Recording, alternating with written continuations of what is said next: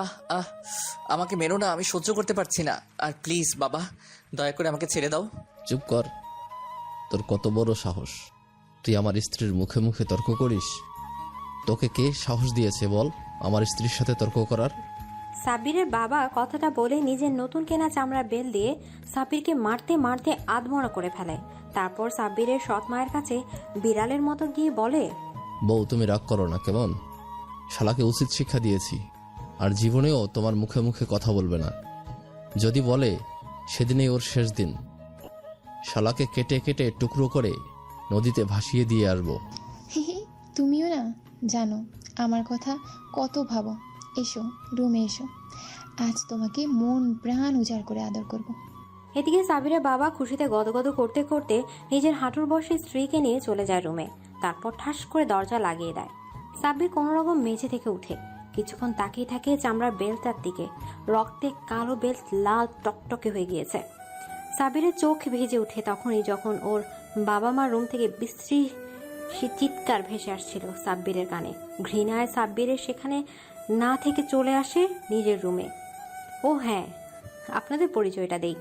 সাব্বির বাবা মায়ের অত্যন্ত আদরের সন্তান। বাবা পেশায় একজন কলেজের সহকারী শিক্ষক।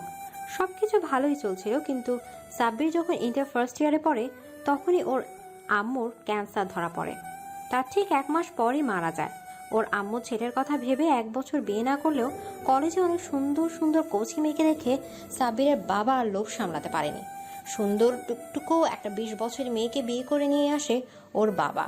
আর তারপর থেকে শুরু হয়ে যায় সাব্বিরের উপর তার বাবার নৃশংস অত্যাচার। আর একটু আগে সাব্বিরকে অমর পশুর মতো মারার কারণটা হলো সাব্বিরকে ওর সৎ মা নিষিদ্ধ প্রেমের আহ্বান করেছিল, যেটা সাব্বির প্রত্যাখ্যান করার জন্য এই শাস্তি। সাব্বির কতক্ষণ বিছানা বসে থাকে, তারপর সোজা উঠে চলে যায় বাথরুমে। শরীরে পানির স্পর্শ লাগতে সাব্বিরের চেহারা বেদনার ছাপ ফুটে ওঠে। চিৎকার করতে গিয়েও সেটা নিজের মাঝেই চেপে রেখে কোনো রকম পিঠ পরিষ্কার করে বাথরুম থেকে বের হতে দেখে ওর সৎ মা নিশি দাঁড়িয়ে আছে ওর রুমের সামনে। সাব্বিরকে বের হতে দেখে নিশি মুচকি হাসি দিয়ে বলে, কি রে, তোকে কত করে বললাম আমাকে একটু সুখ দে। শালা বুড়ো 2 ঠেলা দিয়েই তো নেতিয়ে পড়ে, কিন্তু তুই আমার মতো এত হট ফিগারের মেয়েকে কাছে পেয়েও দূরে সরে গেলি, যেটা আমার সত্যিই ভাবাচ্ছে রে। দেখো আম্মু, আপনি আমার সমবয়সী, তবে আমি এতটাও কামুক নই যে নিজের সৎ মায়ের সাথে অবৈধ সম্পর্কে জড়িয়ে পড়ব। হে হে, জানতাম তুই হলি কুত্তার জাত। লেজ কখনোই তোর সোজা হবে না, যতই তোকে মারি না কেন। তবে শোন, তুই যখন রাজি হলি না তখন আর কি করার, আমি বাড়ি থেকে আমার বয়ফ্রেন্ডকে নিয়ে এসে এনজয় করব। তুই তোর বাবাকে বললেও বিশ্বাসই করবে না। আমি জানি আম্মু, সে যাই হোক, আপনি ঘর থেকে চলে গেলে খুশি হব। শুধু শুধু আবারও বাবার সন্দেহের কারণ হতে চাই না। আমি বুঝে গেছি এই বাসায় আমার বেশি দিন থাকাটা হবে না। যাক, বুঝতে পেরেছিস, তবে দেরি করছিস কেন? বেরিয়ে যা প্লিজ। তোকে আমার ভালো লাগে না একদম। তোকে দেখলেই আমার শরীরে কামুক ভাব চলে আসে, কিন্তু তুই তো রাজি হবি না। কি আর করব, দেখ তোর বাবা কি এমন 2 দিন ঠেলা দিয়েই ঘুম যায়, বেগুন দিয়ে কাজ সেরে নেয় আপাতত। এদিকে সাব্বির নিজের কানকে বিশ্বাস করতে পারছিল না। একটা মেয়ে কতটা খারাপ হলে স্বামী স্ত্রীর গোপন কথাগুলো তার ছেলের কাছে বলতে পারে। সাব্বির দরজা লাগিয়ে দিয়ে বিছানায় শুয়ে পড়তে লাফিয়ে ওঠে। মুখে বেদনার ছাপ, পুরো পিঠ জ্বলে যাচ্ছে। রাত প্রায় শেষের দিকে সাব্বির বালিশের নিচ থেকে ফোন বের করে ওর গার্লফ্রেন্ড মাহিকে ফোন দেয়, কিন্তু মাহির ফোন ওয়েটিং, বারবার কল দিতে থাকে। সাব্বির তবুও রিসিভ করছে না। মাহি প্রায় 20 মিনিট পর মাহি কল ব্যাক করে সাব্বির কল রিসিভ করতে মাহি চাপা রাগী কণ্ঠে বলে, এই কি হয়েছে? সমস্যা কি তোমার? ভোরে কল দিচ্ছ কেন? দেখছো না ঘুমাচ্ছি আমি, আর আম্মু পাশে আছে। এখন কথা বলতে পারবো না, আম্মু দেখলে আমাকে মেরে ফেলবে। আরে পাগলি, আমি তো কথা বলার জন্য ফোন দেইনি, আসলে দেখতেছিলাম তুমি কি করছো। আর তা এত ভোরে কার সাথে কথা বলছিলে? তখন কি আন্টি কিছুই শুনেনি? আর তোমার কণ্ঠ শুনে বোঝা যাচ্ছে তুমি প্রায় অনেক সময় ধরে কথা বলেছো, এমন চাপা স্বরে, যার জন্য স্বাভাবিকভাবেই কথা বলতে পারছো।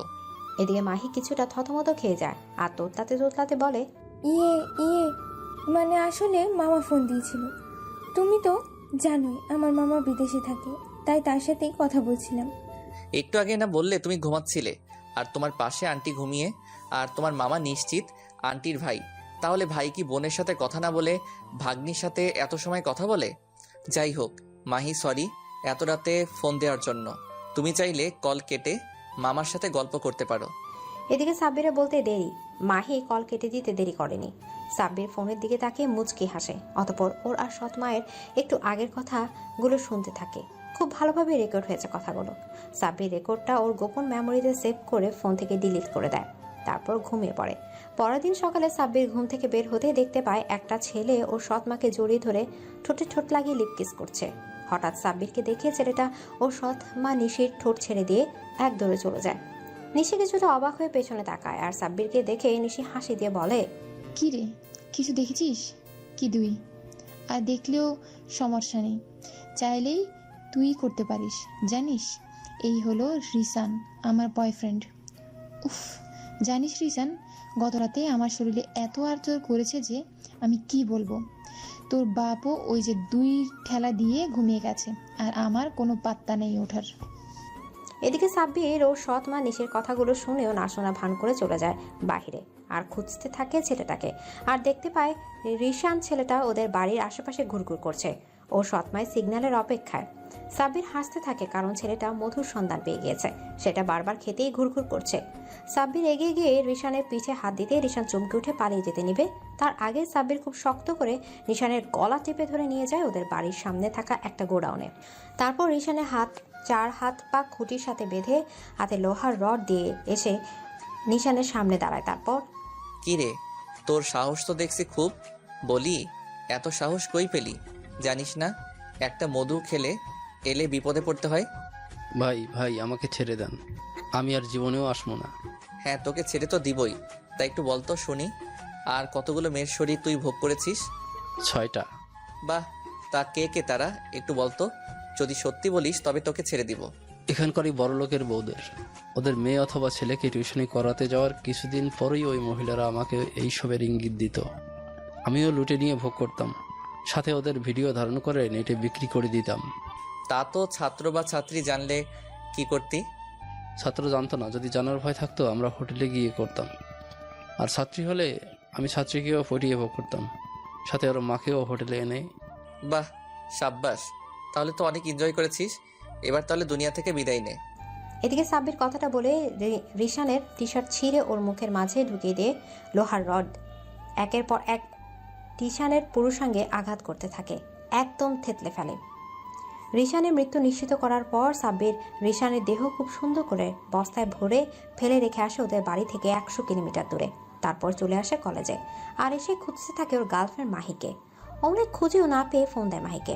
মাহি জান, কোথায় তুমি? আমি ক্লাসে আছি, রাখছি, বাই। আরে শোনো শোনো, কি? বলছিলাম কি, তুমি কি আজ ইয়েলো ড্রেস পরে এসেছো?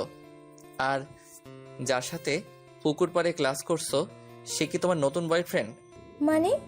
মানে ঘাটটা ঘুরিয়ে একটু পেছনে তাকাও, তাহলে বুঝতে পারবে। এদিকে মাহি ঘাড় ঘুরিয়ে পেছনে সাব্বিরকে দাঁড়িয়ে থাকতে দেখে পাশে বসে থাকে ছেলেটার বাহুডোর থেকে নিজেকে ছাড়িয়ে নিয়ে উঠে দাঁড়ায়। তারপর, সাব্বির তুমি এখানে?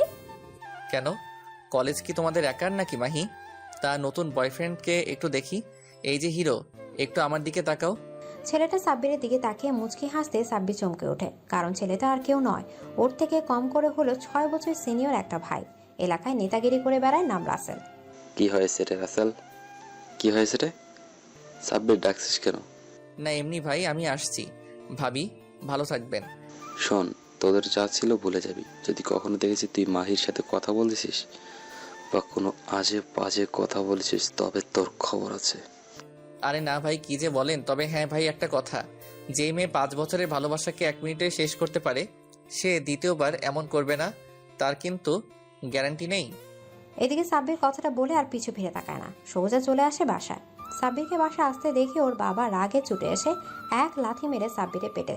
তারপর, এই জানোয়ার, তোর সাহস কি করে হলো তোর মায়ের বাথরুমে চোখ দেওয়ার? এদিকে সাব্বির হঠাৎ লাথিকে অনেক দূরে ছিটকে পড়ে যায়, ব্যথায় চোখ মুখ আধা নেমে আসে। কিরে, কথা বলছিস না কেন? বল, কেন চোখ দিয়েছিস তোর সৎ মায়ের বাথরুমে? এদিকে সাব্বির কিছুটা না বলে মেঝে থেকে ওঠে, ওর বাবা সামনে দিয়ে যেতে যেতে বলে, বাবা শোনো, তোমার চেয়ে শক্তিতে আমি কয়েক গুণ বেশি, তোমাকে যদি আমি একটা আঘাত করি তুমি আর উঠতে পারবে না। কিন্তু আম্মু আমাকে শিখিয়েছে বাবার শরীরে হাত তুলতে নেই। তবে তোমাকে একটা বুদ্ধি দেই, তুমি কলিকাতা হারবাল খেয়ে নিও, না হলে পরে পস্তাতে হবে। এদিকে সাব্বিরের বাবা সাব্বিরকে মারতে যাবে আর তার আগে সাব্বিরের বাবা হাত ধরে রক্ত চক্ষু নিয়ে তাকায় ওর বাবার দিকে। যুবক ছেলের এমন চোখ দেখে যে কেউ ভয় পেতে পারত। সাব্বিরের বাবা কিছুটা না অনেক ভয় পেয়ে যায়, সাথে ওর পেছনে থাকা সৎমাও ভয় পেয়ে যায়, কারণ ও দেখেছিল সাব্বির কিভাবে রিশানের গলা টিপে ধরেছিল রাস্তায়। তুই আমার বাবা ভাবতেও ঘৃণা হয়, সে যাই হোক, তোর সম্পত্তি তো আমার নামে লিখে দেওয়া হয়। তুই চাইলেও কিছুই করতে পারবি না। সে যাই হোক, শোন, তোর সব প্ল্যান আমি জানি রে। তুই কি সেটাও জানি, তবে অবুজের মতো এড়িয়ে যেতাম। তোরা ভালো থাক, আমি আসছি, আর হয়তো দেখা হবে না। এদিকে সাব্বির ও রুম থেকে কলেজের কয়েকটা সার্টিফিকেট আর কিছু কাপড় নিয়ে বেরিয়ে আসে বাসা থেকে। ও বের হওয়ার আগে শোভায় যে দৃশ্যটা যেটা দেখে ও ঘৃণায় আর চোখ তুলতেও তাকায়নি সেদিকে, কারণ সোফায় ওর বাবা আর সৎমা যৌন সঙ্গমে লিপ্ত ছিল। সাব্বির বাড়ি থেকে বের হয়ে এসে ভাবতে থাকে এখন সে যাবে কোথায়, কিন্তু কোথাও যাওয়ার জায়গা নেই।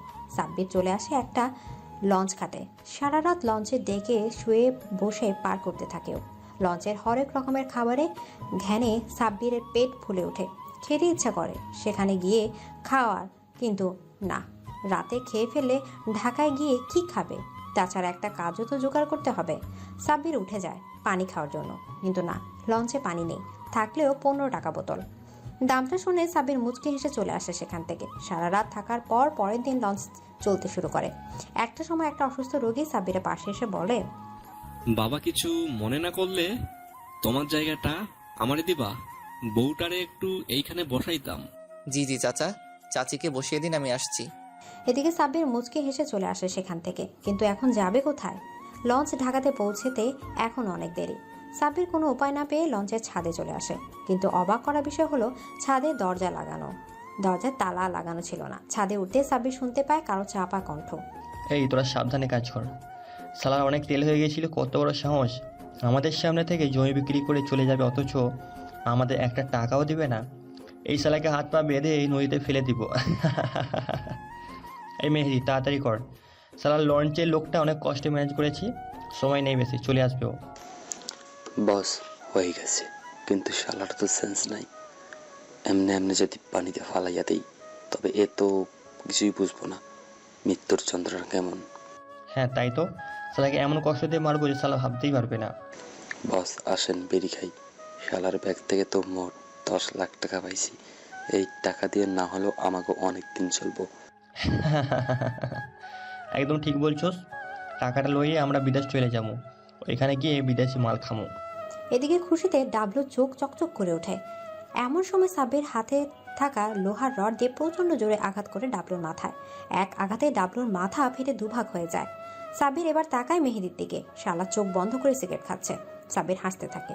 এমন সময় হঠাৎ মেহেদি চোখ খুলে ওর বসকে রক্তাক্ত অবস্থায় মেঝেতে পড়ে থাকতে দেখে চিৎকার করতে যাবে, তার আগে সাব্বির মেহেদির মুখের মাঝে লোহার রড ঢুকিয়ে দেয়। তারপর বল, লোকটার সাথে কি করেছিস? কে কে কিছু না, এমনি ঘুমের ওষুধ দিয়ে ঘুম পাড়িয়ে দিয়েছি। শালা, খুব তো বিদেশি মাল খাওয়ার ইচ্ছে, এবার না হয় তুই হয়ে যা নদীর বড় বড় মাছের খাবার। এদিকে সাব্বির কথাটা বলে মেহেদির মাথায় মাছ বরাবর একটা আঘাত করতে ফটাস করে এক শব্দে মেহেদির মাথা দুভাগ হয়ে যায়। কিছুক্ষণ মেঝেতে ছটফট করতে করতে নিথর হয়ে যায় ওর দেহ। সাব্বির কিছুক্ষণ চেয়ে থাকে লাশ দুটোর দিকে, ভালো করে চেনেও না কে এই লোক দুটো, তবু তাদের খুন করে দিল মাত্র একটা লোককে বাঁচানোর জন্য। সাব্বির ইদানিং কেমন যেন হয়ে গেছে, একদম পশুর মতো। ওর রক্ত দেখতে কেন যেন আনন্দ লাগে। সাব্বির আর দেরি না করে দ্রুত লোক দুটোকে ফেলে দেয় লঞ্চ থেকে। তারপর লঞ্চের ডেকে পড়ে থাকা বয়স্ক লোককে মুক্ত করে, কিন্তু লোকটার কোনো হেলেদোল নেই। পকেট চেক করতে থাকে সাব্বির, আর অনেক খোঁজার পর একটা টিকিট পায়, যেটা লঞ্চের এসি ডাবল বেডের কেবিন। সাব্বির দ্রুত লোকটাকে কাঁধে তুলে নেয় আর তার পাশে সেই বড় কালো ব্যাগটি হাতে নিয়ে চলে আসে সেই লঞ্চের কেবিনে। সাব্বির ভেবেছিল হয়তো এই বয়স্ক লোকের স্ত্রী বা সন্তান থাকবে, কিন্তু না, সাব্বিরের ধারণা ভুল ছিল। লোকটার সাথে তেমন কেউ ছিল না। সাব্বির লোকটাকে বেডে শুয়ে দিয়ে হাতের পালস চেক করে। চলছে সাধারণ মানুষের মতো। সাব্বির বুঝতে পারে মেহেদি সত্যি কথাই বলেছিল, হাই ডোজে ঘুমের ওষুধ খাওয়ানো হয়েছে লোকটাকে। সাব্বির আর ডাকে না লোকটাকে। অপর বেডে সাব্বির শুয়ে পড়ে। ঘুম আসে নাও। ওর চেয়ে থাকে সামনে শুয়ে থাকা লোকটার দিকে। বারবার কুবুদ্ধি আসতে থাকে ওর মনে, যে সাব্বির লোকটাকে ফেলে দিয়ে নদীতে আর টাকার ব্যাগটা নিয়ে পালিয়ে গেলে। কিন্তু সাব্বির সেই আগের মতোই চুপ করে চেয়ে থাকে ওর স্রোতা নদীর দিকে। দেখতে দেখতে সকাল হয়ে যায়। সাব্বিরের কিছুটা চোখ লেগে এসেছিল, এমন সময় লোকটা পানি পানি বলে চেঁচাতে থাকে। সাব্বির দ্রুত পানি এনে লোকটার দিকে এগিয়ে দেয়। পানি পেয়ে লোকটা ঢকঢক করে পুরো বোতল শেষ করে সাব্বিরের দিকে তাকায়। তারপর, কে তুমি? আর ওরা কোথায়? কার কথা বলছেন আঙ্কেল? রাতে আমাকে দুজন এখান থেকে জোর করে তুলে নিয়ে গিয়েছিল। তারপর আমাকে অনেক মেরেছিল, আর শেষে কিছু পানি আমাকে জোর করে খাইয়ে দেয়। তারপর আর কিছু মনে নেই। ও তো আপনার সাথে কিছু কি ছিল? আর কেনই বা তারা আপনাকে এখান থেকে নিয়ে গেল? হ্যাঁ হ্যাঁ, আমার কাছে একটা কালো ব্যাগ ছিল, যেটাতে আমার গ্রামের জমি বিক্রি করার টাকা ছিল। কত টাকা? 10 লাখ টাকা বাবা। এদিকে সাব্বির মুচকি হেসে টাকার ব্যাগটা তুলে দেয় লোকটার হাতে। তারপর রাত ঘটে যাওয়া কাহিনী বলতে লোকটা সাব্বিরের কাঁধে হাত রেখে বলে, তোমাকে অসংখ্য ধন্যবাদ বাবা। তুমি না থাকলে আমার কি যে হতো ভাবতেই পারছি না। তা কোথায় যাবে তুমি? জি, ঢাকায়। কোথায়? নিজেও জানি না আঙ্কেল। ছোটবেলা থেকে এখানকারই একটা এতিমখানায় বড় হয়েছি। অনেক দিন তো তারা আমাকে লালন পালন করলো, আর কত বলুন, তাই চলে যেতে হচ্ছে সেখান থেকে নতুন ঠিকানায়। বাবা তাহলে তুমি আমার সাথে চলো, আমার বাসায় থাকবে। তা পড়াশোনা কতদূর করেছো? জি, ইন্টার সেকেন্ড ইয়ারে পড়াশোনা করি। আচ্ছা, আমার সাথে চলো, পড়াশোনা আমি করাবো। তবে হ্যাঁ, এটা কোনো কিছুর বদলে নয়, তোমাকে কাজ করতে হবে। আমার বাসায় কাজ করতে। আমার বাসায় করবে তো কাজ? জি জি আঙ্কেল, করব। তোমাকে আমার নামটা বলা হয়নি। আমি রহিম সাহেব, রহিম গ্রুপ অফ কোম্পানির মালিক। আচ্ছা এখন একটু ঘুমাই, শরীরটা অনেক দুর্বল। এদিকে লোকটা নিশ্চিন্তে চোখ বুজে ফেলে আর সাব্বির আপন মনে তাকিয়ে থাকে বাহিরের দিকে। আরো ঘন্টাখানেক পর সাব্বির পৌঁছে যায় ঢাকায়। লঞ্চ থেকে নামতে রহিম সাহেবের দিকে এগিয়ে আসে একটা লোক। কি রে রমেশ, এত তাড়াতাড়ি চলে এসেছিস যে? ওই তাড়াতাড়ি আসলাম সাহেব, আমি তো অনেকটা দেরি করে ফেলেছিলাম। চলুন যাওয়া যাক। হ্যাঁ চল। আর বাবা সাব্বির চলো। সাহেব, ছেলেটাকে? আমাদের বাসায় নতুন কাজের লোক এখন আসলো। এদিকে রমিজ আগে আগে ব্যাগ নিয়ে চলে যায়। আর তখনই রহিম সাহেব সাব্বিরকে বলে, কিছু মনে করা বাবা, এই রহিম হলো আমার মেয়ের গোয়েন্দা। আমি যদি ওকে বলতাম তুমি আমাদের ওখানে পড়াশোনা করতে যাচ্ছ, তবে তোমাকে আমি কখনোই বাসায় ঢুকাতে পারতাম না। ও। এদিকে রহিম সাহেব আর কিছু না বলে গাড়িতে উঠে পড়ে, সাথে সাব্বিরও। রমিজ বারবার সাব্বিরের দিকে আর চোখে তাকাচ্ছিল দেখে রহিম সাহেবকে কিছুটা জোরে ধমক দেয় রমিজকে। রমেশ বারবার লুকিং গ্লাসের দিকে কি দেখছিস? সামনে তাকিয়ে গাড়ি চালা, নয়তো অ্যাক্সিডেন্ট হয়ে যাবে। এদিকে প্রায় ঘন্টাখানেক পর গাড়ি একটা বিশাল বড় বাসার মধ্যে প্রবেশ করে। রহিম সাহেব গাড়ি থেকে নেমে সাব্বিরকে নিয়ে যেতে থাকে। এমন সময় রমিজ বলে, স্যার, ওরে কই নিয়ে যান? এ বেটা, তুই এদিকে আয়, তোর রুম দেখা দে। রমেশ ওটা তোকে দেখাতে হবে না, তুই যা, নিজের কাজে যা। বেশি বক বক করবি তো চাকরি থেকে তোকে অবসর প্রদান করব। বাবা সাব্বির, চলো আমার সাথে। আঙ্কেল, ব্যাগটা তো নিন, এটা আমার কাছে মনে হয় সেফ থাকবে না। এটা আমার কাছে রাখতে হবে না সাব্বির, ওটা তোমার কাছে রাখো, কোনো গুরুত্বপূর্ণ সময়ে কাজে লাগবে। আর হ্যাঁ, আমার মেয়ের সামনে তুমি চুপ থাকবে, আমি যা বলবো তুমি জাস্ট মাথা নাড়াবে। এদিকে সাব্বির হ্যাঁ সূচক মাথা নাড়ায়। রহিম সাহেব সাব্বিরকে নিয়ে দরজার কলিং বেল বাজে দিয়ে একটা মেয়ে এসে দরজা খুলে দেয়। সাব্বির মেয়েটির দিকে তাকায়, পুরোই নীল পরি। সাব্বির চোখ নামিয়ে নেয় আর মেয়েটি রহিম সাহেবের দিকে বিরক্ত ভরা চাহনিতে তাকিয়ে বলে, বাবা, তুমি আবার কোন সাহসে কোথা থেকে এই ভিখারির বাচ্চাকে টেনে আনছো বলো তো? তোমাকে আমি বারবার মানা করা সত্ত্বেও কেন নিয়ে আসো এদের? মা আর বলিস না, গ্রামে গেছিলাম তো বাসায় ফেরার সময় এ আমার পা জড়িয়ে ধরে বাচ্চাদের মতো কাঁদতে শুরু করে আর বলে ওর নাকি একটা কাজ খুব দরকার। বাবা মা কেউ নেই, এতিম। আর তুই তো জানিস আমি এতিমদের অনেক পছন্দ করি, তাই নিয়ে আসলাম। তুই কিছু মনে করিস না মা। ঠিক আছে, এটাই শেষ। এরপর থেকে যদি তুমি আর কোনো অচেনা ছেলেকে এখানে নিয়ে আসো, তবে মনে রেখো সেদিন তোমার 12টা বাজাবো আমি, আর কখনোই তোমার বাসায় আসবো না। আরে মা, তোর কথাই রইলো, আর কাউকে আনবো না, যতই আমার পায়ে ধরে কান্না করুক, কেমন? এবার যখন এনেছি তখন প্লিজ তুই আর না করিস না। ঠিক আছে, ঠিক আছে বাবা। তবে একে কোথায় নিয়ে যাচ্ছ শুনি? ভেতরে কিন্তু আমি জায়গা দিব না, ওকে? আর রমিজের সাথে রাখতাম, কিন্তু তুই তো জানিস রমিজ হলো সিগারেট পাগল, আর এই সাব্বির একদম সিগারেটের গন্ধ সহ্য করতে পারে না, তাই একে আমি চিলেকুঠার ঘরটায় রাখবো ভাবছি। ঠিক আছে। আর হ্যাঁ, ভালো কথা, রমিজের বাচ্চাকে আজকেই বিদায় করবে। শালা তোমার না থাকার সূচকে অনেক টাকা মেরে দিয়েছে, আর ওর ঘরে একটা মেয়েও এসেছিল। কি বললি? রমেশের এত বড় সাহস? মা তুই ভেতরে যা, শালার ব্যবস্থা আমি এখনই করছি। এদিকে রহিম সাহেব কথাটা বলে এগিয়ে যেতে গ্যারেজের দিকে সাব্বির বুঝতে পারে ভেজাল হতে পারে, তাই সাব্বির নিজেও এগিয়ে যায় সেদিকে। এদিকে রহিম সাহেব গ্যারেজে গিয়ে রমিজের বুক বরাবর এক লাথি মারে। লাথিটা এত জোরে মেরেছিল যে রমিজ চেয়ার থেকে উল্টো পড়ে যায় আর কিছুক্ষণ পরই খেকে ওঠে। এই বুড়োর বাচ্চা, তোর এত বড় সাহস, তুই আমার বুকে লাগতেছি? তোকে তো আজ আমি। এদিকে রমেশ কথাটা বলে দৌড়ে ওর ঘরে যায়। একটা ঝাড়ালো বার্মিজ চাকু নিয়ে ছুটে আসতেই থাকে রহিম সাহেবের দিকে, কিন্তু তার আগে সাব্বির মাটি থেকে বাঁশের মোটা লাঠি দিয়ে থপাস করে এক আঘাত করে রমিজের পায়ে। আঘাতটা এত জোরে করেছিল যে রমিজের পা একদম হাড্ডিবিহীন হয়ে যায়। সাব্বির বাঁশটা ফেলে দেয় মুচকে হাসি দিয়ে রহিম সাহেবের দিকে। রহিম সাহেবও হাসি দিয়ে বলে, যাক সাব্বির, তোমার সাহস আছে বলতে হবে। তুমি না থাকলে শালা তো আমাকে মেরে দিত। আমি আছি যতক্ষণ আঙ্কেল, কিছুই হবে না আপনার, টেনশন করবেন না একদম। শালা তো একদম শুয়ে গেছে, কি করবো এখন? আঙ্কেল, সৌদি আরবের স্টাইলে শালার দেহ থেকে কঙ্কালগুলো বের করে ফেলবো, দিন চাকুটা আমার হাতে। এদিকে রহিম সাহেব মাটিতে পড়ে থাকা বার্মিজ চাকু সাব্বির হাতে তুলে দিতেই সাব্বির চাকুটা নিয়ে গিয়ে যায় রমিজের দিকে। তারপর, রমিজ, তোকে অসংখ্য ধন্যবাদ তোর বডিটা আমাকে দিয়ে দেওয়ার জন্য। আমি এখন যে অপারেশনটা করব সেটার জন্য তুই এত এত যন্ত্রণা পাবি যে তোর আত্মাও কেঁপে উঠবে তোর চিৎকার শুনে। আমাকে ছেড়ে দাও, দয়া করে আমাকে মেরো না। ছাড়বো, তবে এক শর্তে। আগে বল তুই কেন বারবার আমার দিকে আর চোখে তাকাচ্ছিলি? আসলে আমি দুটো লোক ঠিক করেছিলাম যারা রহিমকে মেরে নদীতে ফেলে দেবে, আর ওরা জমি বিক্রি করার টাকা নিয়ে এসে আমাকে দিবে। কিন্তু আমি অবাক হয়ে যাই রহিমকে জীবিত অবস্থায় দেখে, আর সবচেয়ে বেশি অবাক হই তোকে দেখে। তাই তো আমি বারবার লুকিং গ্লাসে তাকিয়ে তোকে চেনার চেষ্টা করছিলাম। তুই কে? কি তার মানে সোয়ারের বাচ্চা তোর ওই লোক ছিল, ওই দুজন? হা হা হা, এবার বলতো কেন তুই তখন আমাকে তোর সাথে নিয়ে যেতে চাইলি? তোকে জিজ্ঞেস করতাম কিভাবে তুই রহিমের বাচ্চার সাথে এলি, আর রাতে তোকে খালাস করে দিয়ে চলে যেতাম এখান থেকে। হিতা তো হলো না, তাই না রে? আঙ্কেল, আপনি দেখে আসুন তো আশেপাশে কেউ আছে কিনা, আর না থাকলে আমাকে অনেকগুলো নেকড়া নিয়ে এসে দিন, এর কঙ্কালগুলো আমি বের করে ফেলবো। থাক সাব্বির, এর নোংরা লোকের রক্ত আমার গায়ে জড়ুক, আমি তা চাই না। শালাকে আমি যা করার করছি, তুই বরং যা বাবা, ফ্রেশ হয়ে এসো। রহিম সাহেবের কথায় সম্মতি জানিয়ে সাব্বির চলে আসে বাসায়। ড্রয়িং রুমে আসতেই নীলা সাব্বিরের সামনে এসে দাঁড়ায়। তারপর, শোনো বাবা, থাকতে বলেছে বলে ওখানে থাকতে দিচ্ছি। জানি তুই ছাদে ঘোরাঘুরি করবি, তবে হ্যাঁ শোন, কোনোভাবেই আমার ফুল গাছের একটাও ফুল ছিঁড়বি না। জি আচ্ছা। সাব্বির আবারও চলতে শুরু করবে, এমন সময় নীলা রেগে সাব্বিরের টি শার্টের কলার চেপে ধরে।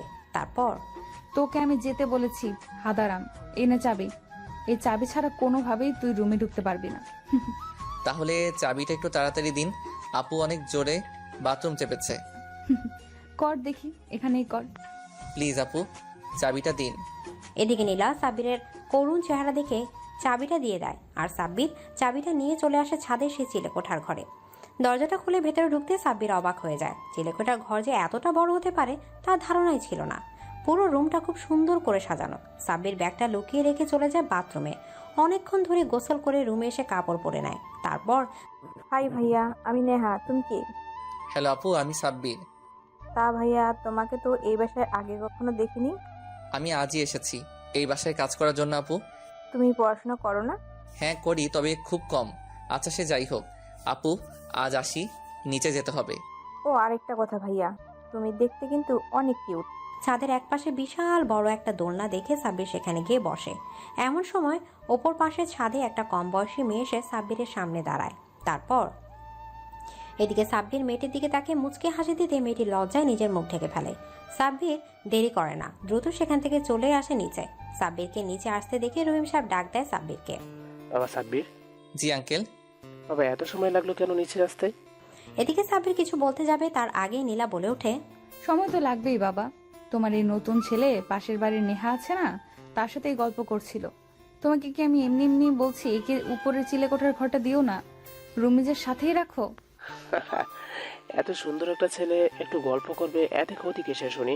সাব্বির বাবা, রুমটা কি পছন্দ হয়েছে? জি আঙ্কেল, আমি তো ভাবতেই পারছি না চিলাকোঠার রুমও এত সুন্দর হয়। আসলে রুমটা আমার মেয়ের নিজ হাতে সাজিয়েছে। কিছুদিন পর পরই মেয়ের ইচ্ছা হয় আমাকে নিয়ে নাকি চাঁদ দেখবে, কিন্তু চাঁদ দেখতে গিয়ে ছাদেই ঘুমিয়ে যেত, তাই আর কি। ওই জন্য ওরকম ভাবে ছাদে ঘর বানিয়ে দিয়েছি। বাবা, সব কথা সবাইকে বলতে নেই, ভুলে গেছো? এখন চুপচাপ বলো তো, রমেশকে দেখলাম না কেন? শালা রমিজের বাচ্চার হাড্ডি ভেঙে দিয়েছি রে মা। শালার কত বড় সাহস আমাকে চাকু মারতে এসেছিল। বাবা, এসব অল্প শিক্ষিত লোককে আর কাজে আনবে না দয়া করে। এই কয়েকদিনে ও বিভিন্ন অজুহাতে আমাদের 10,000 টাকা নষ্ট করে ফেলেছে।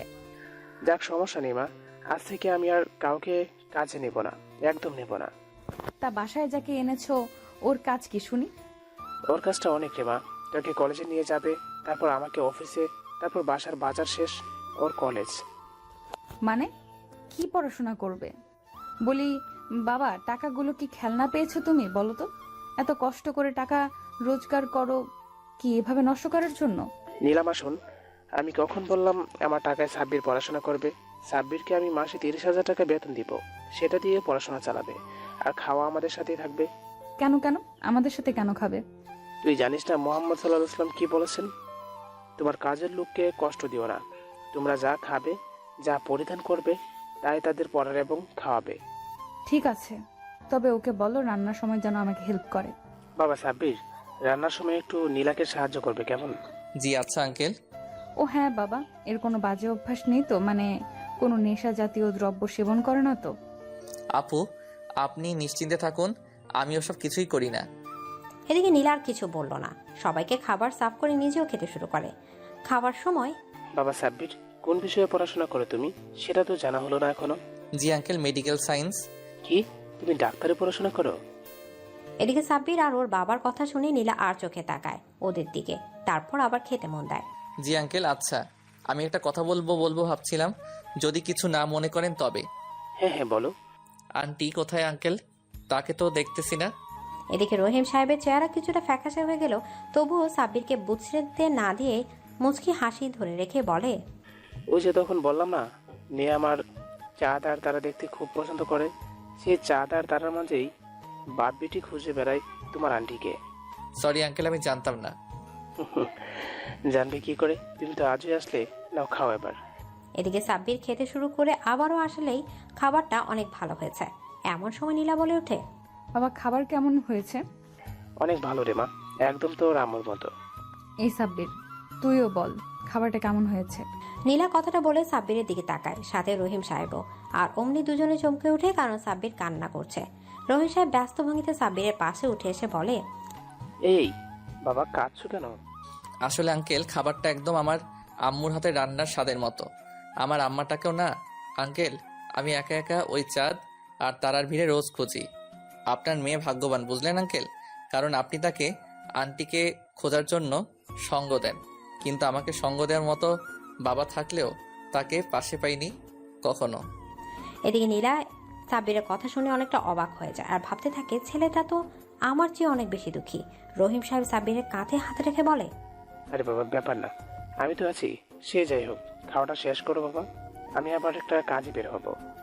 এদিকে সাব্বির চুপচাপ খাবার শেষ করে সে আগের মতো চিলেকোঠার ঘরে ঢুকতে যাবে, তার আগে পেছন থেকে নেহা ডাক দেয় সাব্বিরকে।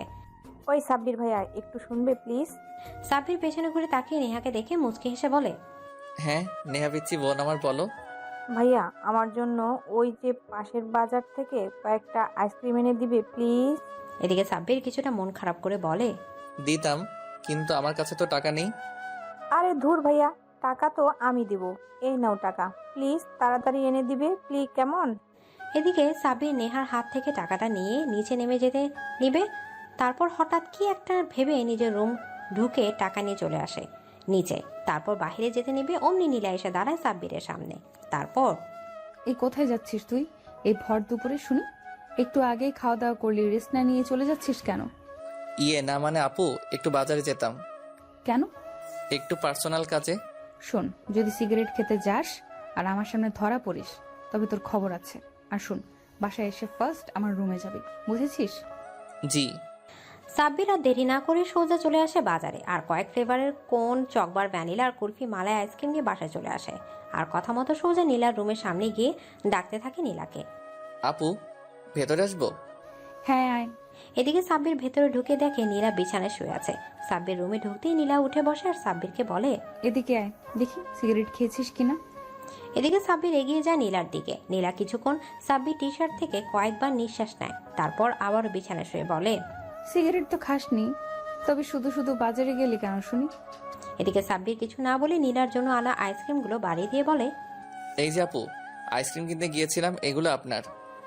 নীলা আইসক্রিম দেখে তড়িঘড়ি করে উঠে সাব্বিরের হাত থেকে আইসক্রিমগুলো নিয়ে খেতে থাকে আর চোখে সাব্বিরের দিকে তাকিয়ে বলে, বাকিগুলো কার জন্য এনেছিস? বাকিগুলো আপু নেহা আনতে দিয়েছিল। ইস আপু, আইসক্রিমগুলো গলতে শুরু করেছে, আমি যাই নেহাকে দিয়ে আসি। এদিকে সাব্বির কথাটা বলে এক দৌড়ে চলে যায় ছাদে আর গিয়ে দেখে নেহা অস্থির হয়ে পায়চারি করছে ছাদে। সাব্বিরকে দেখে নেহা এগিয়ে এসে অস্থির হয়ে বলে, ভাইয়া তুমি ঠিক আছো তো? আমি তো ভাবলাম তুমি আইসক্রিম আনতে গিয়ে কোনো দুর্ঘটনায় পড়েছো। উফ, দেখছো টেনশনে আমি পুরো ঘেমে গিয়েছি। এদিকে সাব্বির অবাক হয়ে যায় নেহার কথাগুলো শুনে। ও মনে মনে ভেবেছিল নেহা প্রথমেই আইসক্রিম চাইবে, যা বা বলবে তোমাকে দিয়ে একটা কাজও ঠিকভাবে করানো যায় না, আরো কত কি। কিন্তু না, নেহা পুরোই উল্টো। সাব্বিরের আইসক্রিমের প্যাকেটগুলো নেহার হাতে দেয় আর বলে, আপু আসলে তোমার নীলা আপুর রুমে গিয়েছিলাম তো, তাই দেরি হয়ে গেল। আইসক্রিমগুলো নিয়ে গিয়ে একটু ফ্রিজে রেখে দিও, না হলে খেতে পারবে না, মনে হয় গলে গিয়েছে। এদিকে নেহা আইসক্রিমগুলো হাতে নিয়ে একটা কোন আইসক্রিম সাব্বিরের হাতে দিয়ে বলে, ভাইয়া এটা তোমার জন্য। এদিকে সাব্বির আইসক্রিমটা হাতে নিয়ে এক দৌড়ে ছাদ থেকে নিচে নেমে চলে যায় নেহা। সাব্বিরও মুচকি হেসে আইসক্রিমের প্যাকেট ছাড়িয়ে খেতে শুরু করে। এদিকে নীলা সিসিটিভি ক্যামেরা সাব্বির আর নেহার এমন দৃশ্য আর কথাগুলো শুনে মুচকি হাসি দেয়। নীলার ইচ্ছে করে ছাদে গিয়ে সাব্বিরের পাশে বসে আইসক্রিম খেতে, কিন্তু কোনো এক অজানা কারণে নীলা সেটা না করে ল্যাপটপ বন্ধ করে ঘুমিয়ে পড়ে। বিকালবেলা রহিম সাহেব সোফায় বসে খবরের কাগজ পড়ছে আর এদিকে সাব্বির দাঁড়িয়ে আছে কিচেনে। নীলা আলুর চপ ডিম চপ বানাতে ব্যস্ত। এমন সময় হঠাৎ করে নীলার হাতে তেলের ছিটা লাগতে নীলা চিৎকার করে ওঠার আগে নিজের হাত দিয়ে মুখ চেপে ধরে। সাব্বিরও এগিয়ে গিয়ে ডিমের চপগুলো কড়াই থেকে নামিয়ে রহিম সাহেবকে দিয়ে এসে নীলার দিকে তাকিয়ে বলে, আম্মু মলম নিয়ে এসেছি, যদি হাতটা দিতেন মলম লাগিয়ে দিতাম। এদিকে নীলা আস্তে করে পোড়া হাতটা এগিয়ে দিতে সাব্বির প্রথমে হাতটা ধুয়ে নেয়, তারপর টিস্যু দিয়ে পরিষ্কার করে হাতে খুব যত্ন সহকারে মলম লাগিয়ে দেয়। তারপর নিজেই বাকি চপগুলো ভেজে নীলাকে নিয়ে ডাইনিং টেবিলে এসে বসে। রহিম সাহেব সাব্বিরের নীলার দিকে তাকিয়ে মুচকি হাসে, তারপর বলে, তোকে কতবার বলি আমার মা তোকে রান্না করতে হবে না, একটা কাজের মেয়ে নেই, সেই না হয়ে রান্না করে দিবে, তাহলে অন্তত আমার থেকে তোর কষ্টটা লুকাতে এত কষ্ট করতে হবে না। বাবা আমি জানি নিতে পারি আমরা, কিন্তু কাজের মেয়ে অনেক হক থাকে যেগুলো আমরা পূরণ নাও করতে পারি। আর যেসব কাজের মেয়ে কাজ করে ওরা হলো নোংরা, দেখবে আমাদের 2 দিনে অসুস্থ বানিয়ে ফেলবে। তাও ভালো বলেছিস মা। ও হ্যাঁ বাবা, তোমাকে তো বলাই হয়নি, আমার বান্ধবী তন্নিকে চিনো? ওর বাসায় কাজের মেয়েটা অনেক ডেভিলস ব্রেথ পাউডারের মাধ্যমে অসুস্থ করে ফেলেছিল, আর তারপরে পুরো বাসায় যত টাকা ছিল সব কিছু নিয়ে কাজের মহিলা পালিয়ে যায়। এখনো নাকি মেয়েটাকে পাওয়া যায়নি। থাক আমাদের কাজের লোকের প্রয়োজন নেই বাবা, সাব্বির আছে, ওই তোকে সাহায্য করবে। আঙ্কেল আমার তো বাবা মা নেই, তো আগামীকাল যদি আপনি আমার অভিভাবক হয়ে কলেজে ভর্তি করিয়ে দিয়ে আসতেন তবে আমার অনেক ভালো হতো। আচ্ছা বাবা, দিয়ে আসবো। এদিকে সাব্বির নাস্তা শেষ করে নিজে থেকে প্লেটগুলো নিয়ে চলে যায় কিচেনে আর সবগুলো প্লেট পরিষ্কার করে পেছন ফিরতে দেখে নীলা দাঁড়িয়ে আছে। সাব্বিরকে ঘুরতে দেখে নীলা বলে ওঠে, থ্যাঙ্কস। এদিকে সাব্বির প্রতি উত্তরে একটা হাসি দিয়ে বাসা থেকে বের হয়ে হাঁটতে থাকে। আশেপাশে হাঁটতে হাঁটতে চলে আসে একটা চায়ের দোকানে, যেখানে কয়েকটা লোক চা খাচ্ছিল। এমন সময় একটা মধ্যবয়স্ক লোকের চায়ের কাপে চুমুক দিয়ে বলে, কিরে মল্লার পো, শুনছিস নাকি রহিমরে নাকি রহিম সাহেব বাড়ি থেকে বাহির কইটা দিছে? বলিস কি? তবে যাই বলিস, রহিম সাহেব কিন্তু কাজটা ঠিকই করেছে। রমিজ খুব বার বেড়ে গিয়েছিল, ও যেখানে থাকে সেইখানে রোজ রাইতে একটা করে বাজারের মেয়ে নিয়ে যাইতো। মল্লার পো, কথাটা সত্যি নাকি? ওর মতো জঘন্য একটা পলার লগে চা খাইতাম একসাথে বৈশা থেকে ভাবতেই পারছি না। শেষে কিনা বউকে তালাক দিয়ে বাজারের মেয়েকে নিয়ে ফুর্তি করত। এদিকে সাব্বির লোকগুলোর কথা শুনে মুচকি হাসি দেয়, কারণ সাব্বির জানে যে লোকগুলো দিনের আলোয় বাজারে মেয়েকে গালি দেয়, সেই রাতে আধারে বুকের মাঝে জড়িয়ে ধরে সুখ খুঁজে। সাব্বির চা শেষ করে উঠতে যাবে, এমন সময় দেখে একটু আগের লোক দুটো একটা বোরখা পরিত মেয়ের সাথে কতক্ষণ কথা বলে নিজেদের সাথে নিয়ে যেতে থাকে জঙ্গলের দিকে।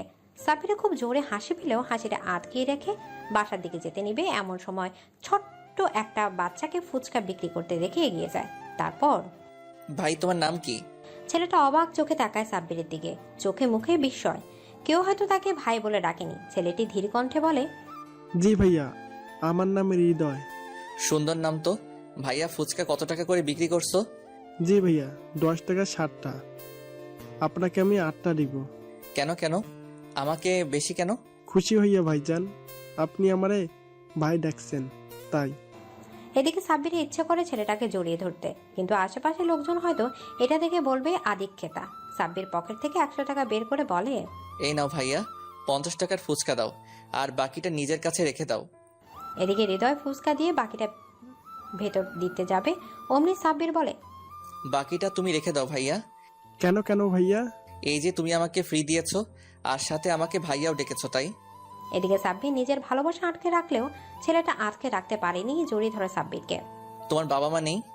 আছে ভাইয়া, তবে তারা কিছুটা অসুস্থ আর তারাও কাজ করে। আমি স্কুলের দিনে অর্ধেক সময় দেই আর বাকিটা সময় ফুচকা বিক্রি করে আমার পড়াশোনার খরচ চালাই। সাব্বাস, স্বাবলম্বী হওয়া উত্তম ভাইয়া, এগিয়ে যাও। সাব্বির ছেলেটার মাথায় হাত বুলিয়ে দিয়ে বলে। এদিকে সাব্বির চলে আসে সেখান থেকে বাসায়, আর এসে দেখে নীলা পোড়া হাতে কিছুই খেতে পারছে না। সাব্বির এগিয়ে গিয়ে নীলার পাশে বসে আর পলিথিন থেকে ফুচকাগুলো বের করে প্লেটে রেখে কিচেন থেকে চামচ এনে নীলার হাতে দেয়। নীলা কিছুটা অবাক হয়ে বলে, ফুচকা কার জন্য? জি আপু, বাজারে গিয়েছিলাম আর দেখলাম খুব ছোট একটা ছেলে ফুচকা বিক্রি করছে, তাই কিনলাম। হৃদয়? হ্যাঁ হ্যাঁ আপু, হৃদয়। ভালো করেছিস। আসলে ছেলেটা স্বাবলম্বী হতে এই বিজনেস করে। রোজ নিয়ে আসবি কেমন? জি আচ্ছা আপু। এদিকে সাব্বির আর কোনো কথা না বলে আসতে যাবে, অমনি নীলা পেছন থেকে ডাক দেয় সাব্বিরকে। সাব্বির শোন। সাব্বির ঘুরে তাকায় নীলার দিকে, তারপর বলুন আপু। সাব্বির শোন, কাছে আয় তো। এদিকে সাব্বির নীলার কাছে যেতেই নীলা নিজ হাতে একটা ফুচকা সাব্বিরের মুখের সামনে ধরে। সাব্বির বুঝতে পারে না ও কি করবে। এমন সময় নীলা নিজেই বলে, কিরে তাকিয়ে আছিস কেন? হা কর। এদিকে সাব্বির হা করতে নীলা সাব্বিরের মুখের মাঝে ফুচকা তুলে দেয়।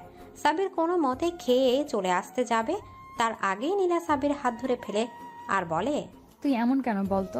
তোকে কি আমি যেতে বলেছি? চুপচাপ আমার পাশে এসে বসে পড় আর আমাকে খাইয়ে দে। কি আমি? তো এইখানে আর কেউ কাছে আছে নাকি শুনি? তাড়াতাড়ি কর, আমার তর্স হয়েছে না খাওয়ার জন্য। এদিকে সাব্বির কাঁপা কাঁপা হাতে নীলা মুখের সামনে একটা ফুচকা ধরতেই নীলা খেতে শুরু করে। আস্তে আস্তে সাব্বির কিছুটা ইজি হয়ে যায়, ততক্ষণে অর্ধেক ফুচকা শেষ। এদিকে রহিম সাহেব কিছু একটা কাজে নিজের ঘর থেকে বের হয়ে ড্রয়িং রুমে আসতে যাবে, অমনি নীলা আর সাব্বিরের অবস্থা দেখে দ্রুত রহিম সাহেব নিজের রুমে চলে যায় আর মনে মনে হাসতে হাসতে আবারও নিজের কাজে মন দেয়। সাব্বির এর প্রথমে নীলাকে খাইয়ে দিতে বিরক্ত লাগলেও পরে কেন যেন অজানা এক অনুভূতি কাজ করতে থাকে ওর মনে। সাব্বিরের মতোই নীলারও একই অদ্ভুত একই অনুভূতি কাজ করতে থাকে। নীলা মনে মনে ভাবতে থাকে, আচ্ছা আমার এমন লাগছে কেন? বমি তো হৃদয়ের ফুচকা অনেকবার হাতে খেয়েছি, কই তখন তো এমন অনুভূতি আর এতটা ভালো লাগেনি খেতে। তবে কি সাব্বিরের মাঝে এমন কিছু আছে যেটা আমাকে ওর প্রতি দুর্বল করে তুলেছে? এদিকে নীলা কথাগুলো ভাবতে ভাবতে সাব্বিরের দিকে তাকায়। সাব্বির আপন মনে ফুচকায় টক ঝাল বুট দিয়ে খুব সুন্দর করে ফুচকা তৈরি করে ওর মুখের সামনে ধরছে। নীলা হঠাৎ করে সাব্বিরকে থামিয়ে দিয়ে বলে, আরে আরে, আমি তো সব খেয়ে ফেললাম, আমি আর খাবো না। দেখি তুই কি হাত ধুয়ে এসে আমার পাশে বসতো। এদিকে সাব্বির গিয়ে ভালোভাবে হাত পরিষ্কার করে এসে নীলার পাশে বসতেই নীলা সাব্বিরের বুকের সামনে ফুচকা তুলে ধরে। আপু আমি খাবো না।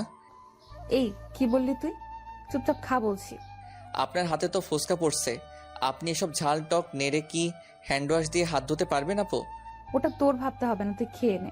এদিকে সাব্বির চুপচাপ সবগুলো ফুচকা খেয়ে নিজের রুমে চলে আসে। রাতে সাব্বির খাওয়া দাওয়া করে রুমে শুয়েছে, এমন সময় দরজায় কেউ নক করে। সাব্বির দরজাটা খুলতো। এদিকে সাব্বির উঠে গিয়ে দরজা খুলে দেয়। নীলা এসে ঘরে বিছানায় বসে পড়ে আর সাব্বির মেঝেতে শুয়ে পড়ে। নীলা কিছুটা অবাক হয়ে সাব্বিরকে বলে, কিরে মেঝেতে শুয়ে পড়লি কেন? আঙ্কেল বলেছিল আপনি চাঁদ দেখতে দেখতে ঘুমিয়ে পড়েন, তাই আজও হয়তো ঘুমিয়ে যাবেন, তাই আগে থেকে আমি আপনাকে বিছানা ছেড়ে দিলাম। তোর কষ্ট হবে না, আপনি চাঁদ দেখুন, আমি ঘুমাই আপু। এদিকে সাব্বির আর কোনো কথা না বলে ঘুমিয়ে পড়ে। এদিকে নীলাও চাঁদ দেখতে দেখতে ঘুমিয়ে পড়ে। মাঝরাতে রহিম সাহেব কাজ শেষ করে নীলার ঘরে উকি দিয়ে নীলাকে না দেখে সোজা ছাদে চলে আসে আর সাব্বিরের রুমে দরজা হালকা চাপ দিতে দরজা খুলে যায়। রহিম সাহেব ভেতরে তাকিয়ে দেখে নীলা ঘুমিয়ে পড়েছে বিছানায় আর সাব্বির মেঝেতে জড়সড় হয়ে ঘুমিয়ে আছে। রহিম সাহেব একটা শান্তির নিঃশ্বাস ফেলেন। তিনি মনে মনে গর্ব করতে থাকেন সাব্বিরের মতো কাউকে নিজের বাসায় আনার জন্য। রহিম সাহেব সাব্বিরের শরীরে চাদর আর নীলার শরীরে কম্বল মুড়ি দিয়ে চলে যায় নিজের রুমে। পরের দিন সকালে সাব্বির ঘুম থেকে উঠে দেখে নীলা বিছানায় নেই, হয়তো আগে উঠে গিয়েছে। সাব্বির আর দেরি না করে দ্রুত উঠে ফ্রেশ হয়ে রেডি হয়ে সব কাগজ গুছিয়ে নিয়ে চলে আসে ড্রয়িং রুমে। সাব্বিরকে আসতে দেখে নীলা বলে, কে বলে উঠলি? তবে তাড়াতাড়ি ব্রেকফাস্ট করে নে, বাবা আর আমি যাব কলেজে। এদিকে সাব্বির বসে পড়ে খেতে। রহিম সাহেব চুপচাপ পত্রিকা পড়লেও মনে মনে তিনি হাসতে থাকেন তার মেয়ের পরিবর্তনগুলো দেখে। এই বাবা, তুমি এইভাবে পত্রিকার আড়ালে মুচকি মুচকি হাসছো কেন? আর বলিস না মা, আসলে হয়েছে কি। থাক, আর শুনবো না, খাওয়া দাওয়া শুরু করো তো, এমনিতেই 9টা বেজে গিয়েছে। এদিকে রহিম সাহেব আর কিছু না বলে খেতে শুরু করে। খাওয়া দাওয়া শেষ করে সাব্বির চলে আসে গ্যারেজে। সবচেয়ে দামি গাড়ি বের করে অপেক্ষা করতে থাকে নীলা আর রহিম সাহেবের জন্য। দুজনে এসে গাড়িতে বসতে সাব্বির গাড়ি চালাতে শুরু করে। রাস্তায় কেউ কারোর সাথে কথা না বলেও কলেজে এসে গাড়ি থেকে নেমে নীলা সাব্বিরকে বলে, দুপুর 2টায় ক্লাস শেষ আমার। আচ্ছা ম্যাম, আমি নিয়ে যাব আপনাকে। নিয়ে যাবে মানে? তুমি নিজেই তো ক্লাস করবে এখানে। আপনাকে অফিসে কে রেখে আসবে তবে আঙ্কেল? আমার অফিস নেই, আমার বড় 5 স্টার হোটেল আছে, বুঝলে সাব্বির। আমি আশেপাশে ঘোরাঘুরি করব মাত্র। এখন চলো তোমাকে ভর্তি করে দিয়ে কলেজে। এদিকে সাব্বিরকে নিয়ে রহিম সাহেব চলে আসে অফিস রুমে আর সাব্বিরকে ভর্তি করিয়ে দেয় পুরো 1.5 লাখ টাকার বিনিময়ে। সাব্বির কিছুটা অবাক হয়ে যায়। রহিম সাহেবের কাজে একবারে 1.5 লাখ টাকা দিয়ে দিবে, সে কল্পনাও করতে পারেনি। রহিম সাহেব সাব্বিরের অবস্থা দেখে মুচকি হেসে সাব্বিরকে চোখের ভাষায় অভয় দিয়ে বলছিল, ভয় নেই, আমি তো আছি। সাব্বির কিছু বলতে গিয়েও বলতে পারে না, ওর গলাটা যেন ধরে আসে। রহিম সাহেব সাব্বিরকে ক্লাসে যেতে বলে চলে যায় হোটেলে। সাব্বিরও দেরি না করে চলে আসে ক্লাসে। সবাই পরনে অ্যাপ্রন, কিন্তু সাব্বিরের পরনে নেই দেখে সবাই তাকায় সাব্বিরের দিকে, মনে হয় যে কোনো ভিন্ন গ্রহের প্রাণী। সবার শেষে বেঞ্চে গিয়ে বসে পড়ে সাব্বির। এমন সময় পাশে বসে থাকা একটা ছেলে সাব্বিরের দিকে হাত বাড়িয়ে দিয়ে বলে, হ্যালো, আমি রিমন। আর তুমি? হাই, আমি সাব্বির। তোমাকে তো আগে কখনো দেখি নাই ঢাকা মেডিকেল কলেজে, আজ কি নতুন আসলে? হ্যাঁ, আজই ভর্তি হলাম। আচ্ছা, আমাকে একটা কথা বলো তো, সবাই আমার দিকে এভাবে তাকিয়ে আছে কেন? কারণ তোমার পরনে ডাক্তারি সিম্বল, এপ্রেন নাই। সবাই শরীরে যে এপ্রেন দেখছো না, এগুলোর দাম 1 লাখ টাকার উপরে। ও, এই ব্যাপার, সমস্যা নেই। আগামীকাল থেকে আমিও অ্যাপ্রন পরে আসব। আচ্ছা, তা তোমার বাবা কি করে? আমি এতিম ভাই, বাবা মা কেউ নেই, নিজের খরচ বহন করি, কাজ করে। ও আচ্ছা, আমার 2টো এপ্রন আছে, তুমি চাইলে একটা নিতে পারো।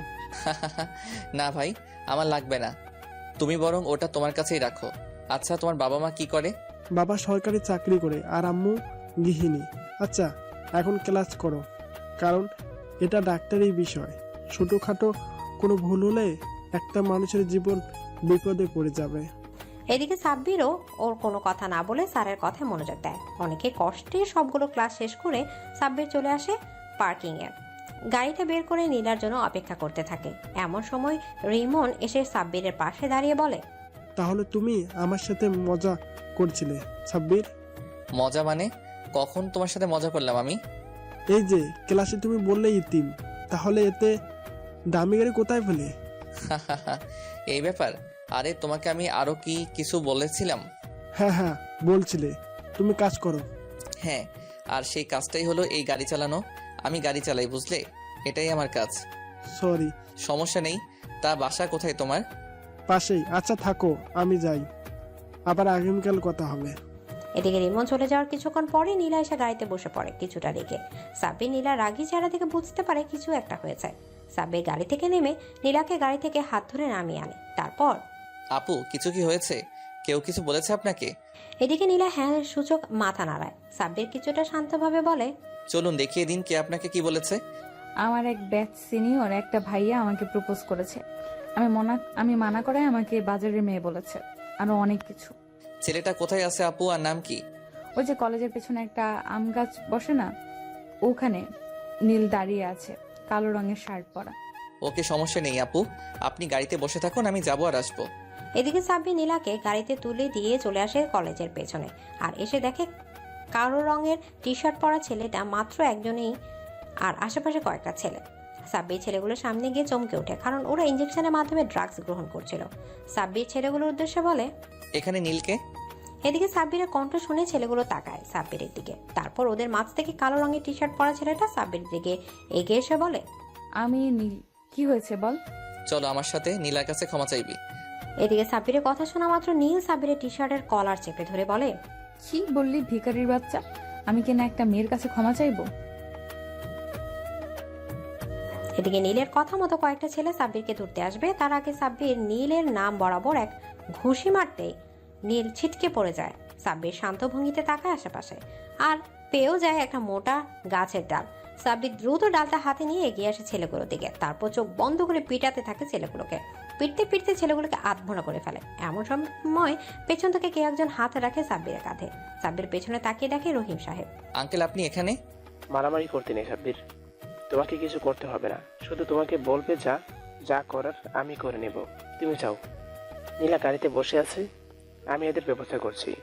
আঙ্কেল সবসময় তো আপনাকে বলার পরিস্থিতি থাকবে না, যেটা নিজেই সলভ করতে পারবো সেটা কেন আপনাকে বলবো? তবু এখন যাও। এদিকে সাব্বির চলে আসে সেখান থেকে সোজা গাড়িতে। আর তখনই নীলা সাব্বিরকে বলে, কোথায় গিয়েছিলে? কোথায় শুনি? ম্যাম, নীল ভাইয়াকে বোঝাতে যে আপনি নীল ভাইয়ার বোনের মতো। অনেক বোঝানোর পর তারা বুঝেছে আর কখনোই আপনাকে ডিস্টার্ব বা প্রপোজ করবে না। কি বলছিস তুই? তুই কি করে ওইসব মাতালকে বোঝালি যে আমি ওর বোনের মতো? ওরা তো কলেজে আসতো কিভাবে শরীরে ইঞ্জেকশন পুশ করা যায় সেটা শেখার জন্য। আপু, সেটা আমার গোপন টেকনিক। এখন কি তবে গাড়ি চালাবো? হ্যাঁ হ্যাঁ চল, বাসায় অনেক কাজ আছে তো। এদিকে সাব্বির আর কোনো কথা না বলে গাড়ি নিয়ে চলে আসে সোজা বাজারে। নীলা সাব্বিরকে বাজারে গাড়ি থামাতে দেখে বলে, কিরে গাড়ি বাজারে নিয়ে আসলি কেন? ভুলে গেলেন আপু, আপনি না বলেছিলেন রোজ ফুচকা খাবেন হৃদয়ের, সেটাই কিন্তু গাড়ি থামিয়েছি। এদিকে সাব্বির গাড়ি থেকে নেমে হৃদয়ের এক থেকে ফুচকা কিনে নিয়ে আবার এসে গাড়িতে বসে গাড়ি চালাতে শুরু করে। সাব্বির বসার সামনে গাড়ি দাঁড় করাতে নীলা নেমে চলে যায়। আর সাব্বির গাড়ি পার্কিং করে বাসার ভেতরে যেতেই দেখতে পায় রহিম সাহেব সোফায় বসে আছে। আরে আঙ্কেল, এত তাড়াতাড়ি কি করে আসলেন? এসেছি অভাবেই, সে যাই হোক, যাও ফ্রেশ হয়ে এসো, ক্ষুধা পেয়েছে আমার। এদিকে সাব্বির আর কোনো কথা না বলে ছাদে এসে রুমে ঢুকতে যাবে, অমনি নেহা ডাক দেয় সাব্বিরকে। ভাইয়া, এই সাব্বির ভাইয়া শোনো। এদিকে সাব্বির ঘুরে তাকায় নেহার দিকে আর মুচকি এসে নেহার সামনে গিয়ে বলে, বলো পিচ্চি বড়ি। ভাইয়া, আমরা চলে যাচ্ছি ইউএসএ তে। কেন কেন? কেন আবার? আমার বাবা ওইখানে থাকে, সফটওয়্যার ইঞ্জিনিয়ার। এখন আমাদেরকে ওইখানে নিয়ে যাবে। গুড, এটা তো অনেক ভালো। দেশের সুন্দর পরিবেশে তুমি বড় হতে থাকবে। না না, আমার মন খারাপ তোমার জন্য। আচ্ছা ভাইয়া, তুমিও চলো না আমাদের সাথে। আমি ওখানে গিয়ে কি করব শুনি? তার চেয়ে বরং তুমি ওখানে যাও, আমি না হয় পরে একদিন যাব। সত্যি তো? সত্যি। এমন সময় নেহাকে ডাকতে আসে একটা মহিলা। নেহাও ছুটে চলে যায় তার কাছে। তবে যাওয়ার আগে সাব্বিরের দিকে তাকিয়ে মুচকি একটা হাসি দিতে ভুলেনি নেহা। সাব্বির রুমে এসে ফ্রেশ হয়ে নিচে যেতেই দেখতে পায় নীলা অনেক রকমের খাবার ডাইনিং টেবিলে সাজিয়ে রেখেছে। সাব্বির যেতেই নীলা সবাইকে খাবার সার্ভ করে দিয়ে নিজেও খেতে যায়। খাওয়ার মাঝে হঠাৎ রহিম সাহেব বলে, মা নীলা, শুনছিস তোমাদের কলেজ থেকে স্কলারশিপ বাছাই পর্ব শুরু হয়েছে? হ্যাঁ বাবা। তা তুই কি চান্স নিবি? না বাবা, তোমাকে ছেড়ে আমি কোথাও যাব না। তুমি বললে সাব্বিরকে চান্স নিতে বলো। হ্যাঁ, ওটা আমি ওকে না জানিয়ে দিয়ে দিয়েছি ওর নাম। কিন্তু আঙ্কেল, আমি এত টাকা কই পাবো পড়াশোনা করার জন্য? আমি যদি বিদেশে চলে যাই তবে আমি কিভাবে আপনার কাজ করব আর আপনি আমাকে বেতন দিবেন? এদিকে রহিম সাহেব কিছু বলতে যাবে তার আগেই নীলা বলে ওঠে, এই তোকে টাকা দিয়ে টেনশন করতে কে বলেছে বলতো? টাকা আমি আর বাবা দিব। তুই ভালো করে পড়াশোনা করতে থাক, বুঝলি? স্কলারশিপ পেতেই হবে। আচ্ছা আপু, আমি আমার সাধ্যমতো চেষ্টা করব। এদিকে সাব্বির আর কোনো কথা না বলে খাওয়া শেষ করে চলে আসে নিজের রুমে। বই বের করে পড়তে থাকে। এমন সময় নীলা এসে সাব্বিরের পাশে বসে সাব্বির নিজে ব্যস্ত। তার আগে নীলা মেঝেতে বসে সাব্বিরকে বলে, তুই উপরেই থাক, আমি চাঁদ দেখে ফালতু সময় নষ্ট করতে আসিনি। আমি জানি আমার আম্মু সব ওই চাঁদের ভিড়ে নেই। সে যাই হোক, বই বের কর। আজকে থেকে আমি তোর টিউটর, বুঝলি? হ্যাঁ বুঝলাম। বুঝলেই ভালো, এখন পড়তে শুরু কর। সাব্বির পড়ছে এক মনে আর নীলা তাকিয়ে আছে সাব্বিরের দিকে এক ধ্যানে। সাব্বির কয়েকবার আর চোখে নীলার দিকে তাকালে নীলার সেদিকে কোনো আগ্রহ নেই। সাব্বির আবারও পড়ায় মনোযোগ দেয়, কারণ কেন জানো ওর পড়তে প্রচন্ড ভালো লাগছে। পড়তে পড়তে রাজে কখন পেরিয়ে সকাল হয়ে গেছে কারো খেয়াল নেই। এমন সময় রহিম সাহেব এসে তার মেয়েকে ডাকতে থাকে, নীলা, এই নীলা, কোথায় তুই মা? এদিকে মিলা ওর বাবার ডাকে ঘোর থেকে বেরিয়ে আসে আশেপাশে তাকিয়ে দেখে সকাল হয়ে গেছে। নীলা অবাক হয়ে যায়। সে না রাতে এসেছিল সাব্বিরের রুমে, তবে সকাল হলো কি করে? এই সকাল হলো কি করে? জানি না আপু, আমার পুরোটা বই মুখস্থ হয়ে গিয়েছে। কি, এত কঠিন বই তুই একটাতে মুখস্থ করে গিয়েছিস? হ্যাঁ, গত রাত থেকে প্রায় আমি পুরো বইটা 100 বারেরও বেশি পড়েছি, তো তাই মুখস্থ হয়ে গিয়েছে। এদিকে নীলা কিছু বলতে যাবে তার আগে ওর বাবা রহিম সাহেবের কণ্ঠ ভেসে আসে। উফ মা, আসছিস না কেন? সকাল হয়ে গেছে তো, ক্ষুধা পেয়েছে আমার। আসছি বাবা, সাব্বিরকে পড়াচ্ছিলাম তো। আচ্ছা ঠিক আছে, আয় তাড়াতাড়ি। এদিকে নীলা সাব্বিরকে নিচে আসতে বলে দ্রুত চলে যায়, আর সাব্বিরও ফ্রেশ হয়ে রেডি হয়ে চলে যায় নিচে। ততক্ষণে নাস্তা রেডি। সাব্বির নাস্তা খেতে বসে যায়।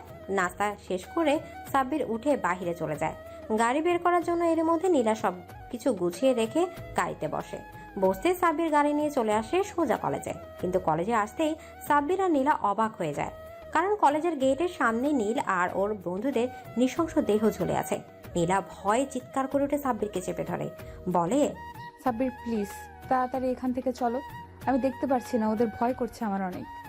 এদিকে সাব্বির দ্রুত গাড়ি নিয়ে সেখান থেকে চলে আসে একটা খোলামেলা জায়গায়। গাড়ি থেকে নেমে সাব্বির নীলাকে নিয়ে হাঁটতে থাকে সামনের দিকে। এমন সময় নীলা সাব্বিরকে বলে, বিদেশে গিয়ে ভুলে যাবে না তো আমাকে? আরে না, কি যে বলেন না আপু। শোন, ওটা কিন্তু নগ্ন নারীর দেশ, নিজেকে সামলিয়ে চলবি কেমন?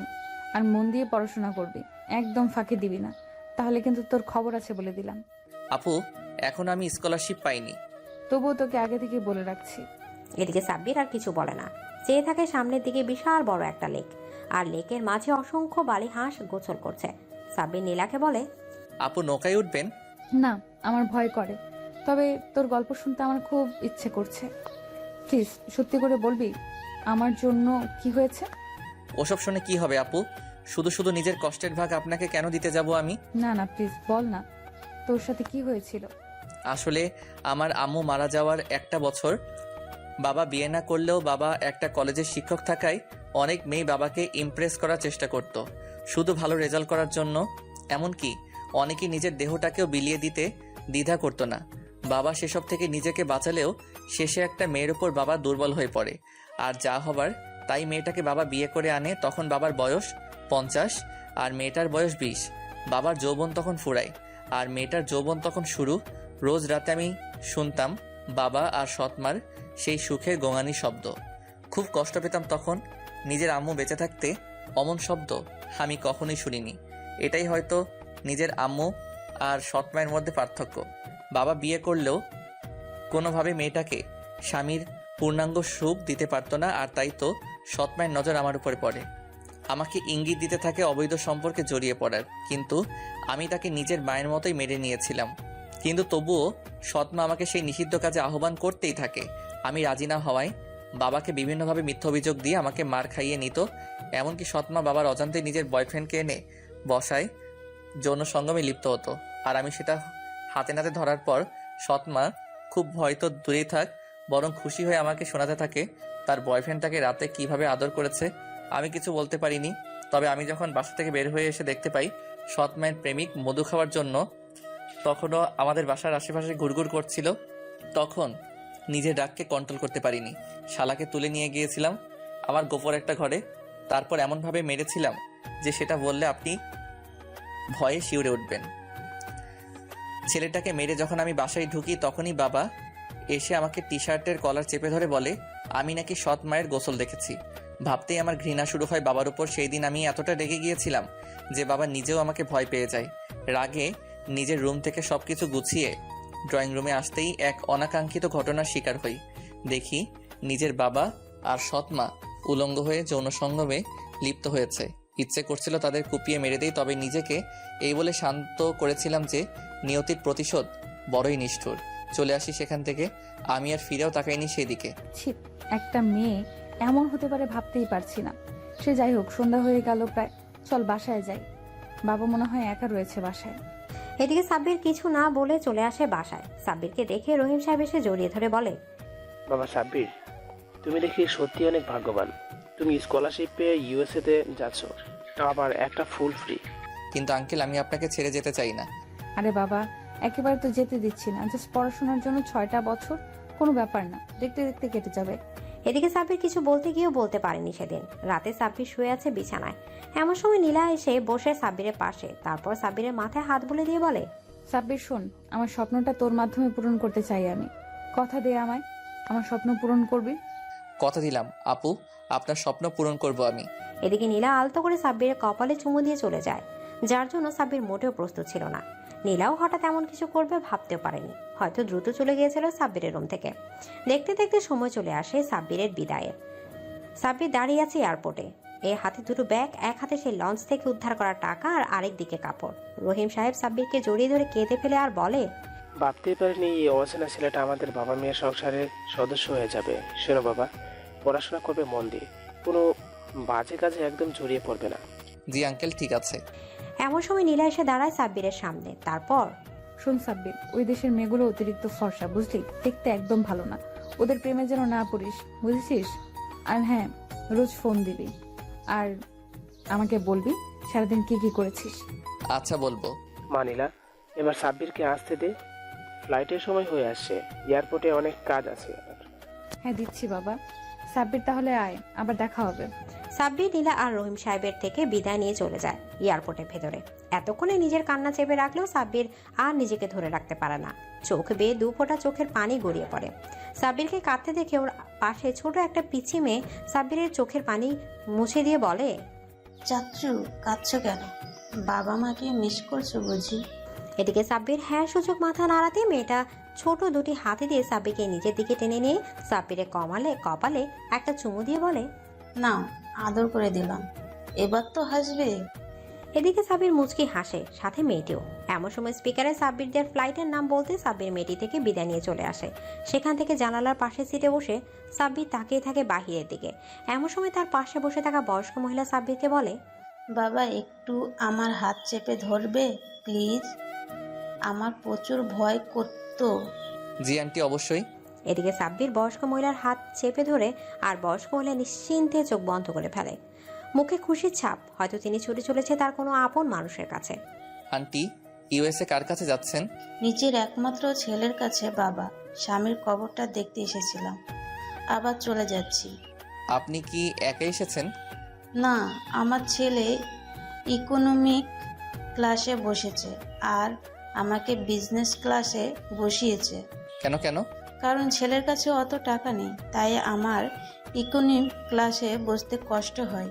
এদিকে সাব্বির মাথা তুলে পর্দার আড়াল দিয়ে তাকায় ইকোনমিক ক্লাসের দিকে। একটা মাঝবয়সী ছেলে খুব অস্থির হয়ে তাকিয়ে আছে তাদের দিকে। সাব্বিরের বুঝতে বাকি থাকে না লেকটাই বয়স্ক মহিলার ছেলে।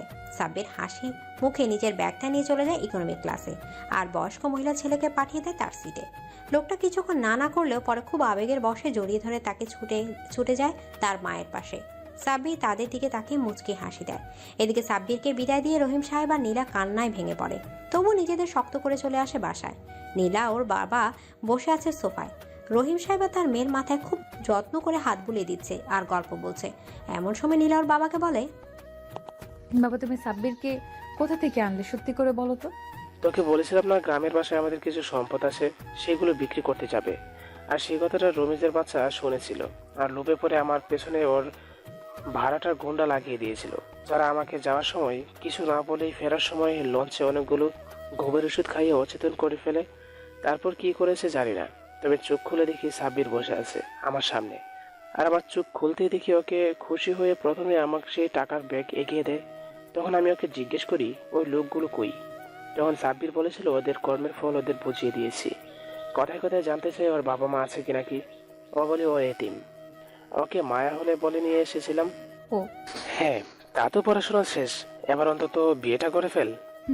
বাবা তুমি বুঝো না বোঝার ভান করছো কেন বলো তো? আমার পড়াশোনা শেষ হলেও তোমার জামাই তো পড়তে চলে গেল বিদেশে, তাহলে কি করে বিয়ে হবে শুনি? এদিকে রহিম সাহেব ঠিক করে হেসে দেন তার মেয়ের কথা। তারপর মাথা চুলিয়ে বলেন, তাই তো, এটা তো ভাবিনি। তারপর বাবা মেয়ে জোরে হেসে ওঠে। দেখতে দেখতে 6টা বছর পার হয়ে যায়। এই সাব্বির, কি ভাবছো এত গভীরভাবে? পরিবারকে মিস করছো বুঝি? হ্যাঁ কিছুটা। তার রেজাল্ট কত দূর দিল? 2 নাম্বার বলেছে, এখন টপ যে হয়েছে তার নাম বলবে। সাব্বির কিছু বলতে যাবে তার আগেই সঙ্গচালক বলে ওঠেন, এভাবে ইউএসএ ইউনিভার্সিটি অফ মেডিকেলের মাঝে ফার্স্ট হয়েছে বাংলাদেশি সাব্বির। সাব্বিরের নাম শুনে হ্যারি পটার জোরে হাততালি বাজাতে বাজাতে জড়িয়ে ধরে সাব্বিরকে। সাব্বিরও জড়িয়ে ধরে নিজের সার্টিফিকেট সহ সবকিছু গুছিয়ে নিয়ে সেই দিন রাতেই ইউএসএ ছেড়ে চলে আসে বাংলাদেশে। ঘন ঘন দরজায় কলিং বেল বাজানোর শব্দে নীলা রেগে হাতে বেলুন নিয়ে দরজা খুলতে সাব্বিরকে দেখে চিৎকার করে উঠে জড়িয়ে ধরে চুমুতে ভরিয়ে দেয় সাব্বিরকে। রহিম সাহেব এসে মেয়ের পাগলামি দেখে হেসে ফেলেন আর বলেন, বাবা সাব্বির, আমার পাগলিটাকে বিয়ে করে নেওয়া জয়ী। তোমার অপেক্ষায় মেয়েটা বুড়ি হয়ে গেল প্রায়। এদিকে সাব্বির কিছু বলতে পারে না, শুধু মুচকে হেসে বলে, আপনার কাছে বুড়ি হলেও আমার কাছে আপনার মেয়ে আঙ্কেল পৃথিবীর সবচেয়ে সুন্দর নারী। সেই রাতে সাব্বির আর নীলার বিয়ে হয়ে যায়। দুজনের বাসর ঘরে বসে আছে। এমন সময় নীলা বলে, ইজান, বয়স তো অনেক হলো, এবার বাবু নিতে চাই আমি। বেশ, তবে বাবু নিতে হবে যে আমার, ওটা করতেই হবে। কি করছো? তো করছো না কেন আদর? এদিকে সাব্বির কে পায় আর কে টুপ করে নিজের ঠোঁট দুটো ডুবিয়ে নেয় নীলার ঠোঁটের মাঝে আর হারিয়ে যায় সুখের রাজ্যতে।